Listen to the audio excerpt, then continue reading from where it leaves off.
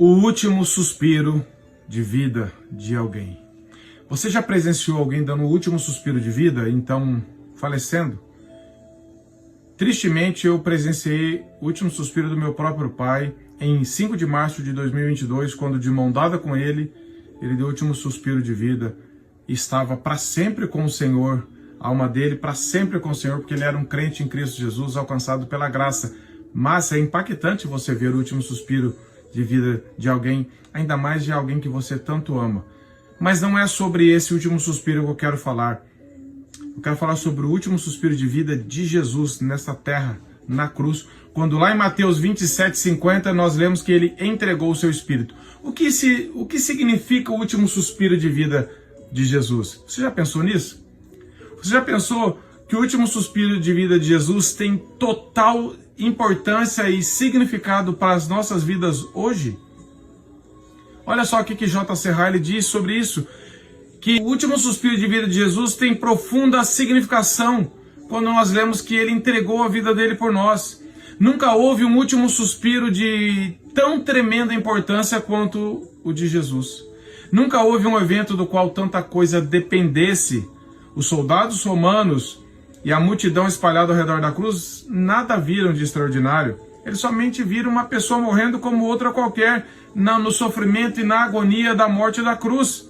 Eles desconheciam completamente os interesses eternos que estavam envolvidos nessa morte, nessa transação que Jesus estava fazendo. J.C. Ryle continua dizendo: a morte de Cristo saldou completamente a enorme dívida que pecadores tinham para com Deus, abrindo a porta da vida eterna para cada crente. A sua morte satisfez as justas reivindicações da santa lei de Deus, para que Deus fosse justo e o justificador do ímpio. Essa morte não foi apenas um mero exemplo de auto-sacrifício, e sim uma completa expiação e propiciação pelo pecado do homem, alterando a condição e as possibilidades futuras de toda a humanidade. Essa morte solucionou o complicado problema de como Deus pode ser perfeitamente justo e ao mesmo tempo perfeitamente misericordioso e perfeitamente santo. Ele abriu para o mundo uma fonte purificadora para todo o pecado e imundícia. Foi uma vitória completa sobre Satanás, tendo-o despojado abertamente ali na cruz, como nós lemos em Colossenses 1. Ela desfez, a morte de Jesus desfez a transgressão, fez expiação pela iniquidade e vindicou justiça eterna.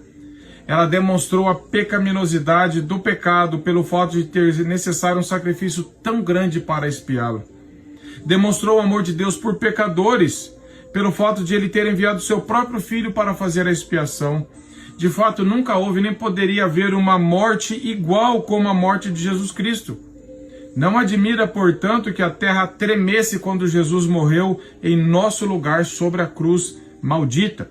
O mundo inteiro foi sacudido e se maravilhou quando a alma de Cristo foi posta como oferta pelo pecado.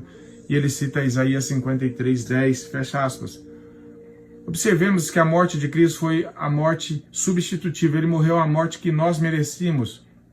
E quando ele entregou voluntariamente a vida dele, dando o último suspiro, a obra dele então foi completada, foi terminada, e nada mais precisa ser feito para que nós tenhamos vida. Apenas nós precisamos clamar por misericórdia e graça para crer na morte de Jesus. Foi a nossa morte em nosso lugar, para que tenhamos vida, paz com Deus e reconciliação eterna.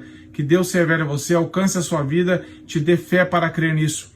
E que você compartilhe essa mensagem com outras pessoas, para que o Evangelho alcance outras pessoas que ainda não creem no Evangelho. Que Deus te abençoe.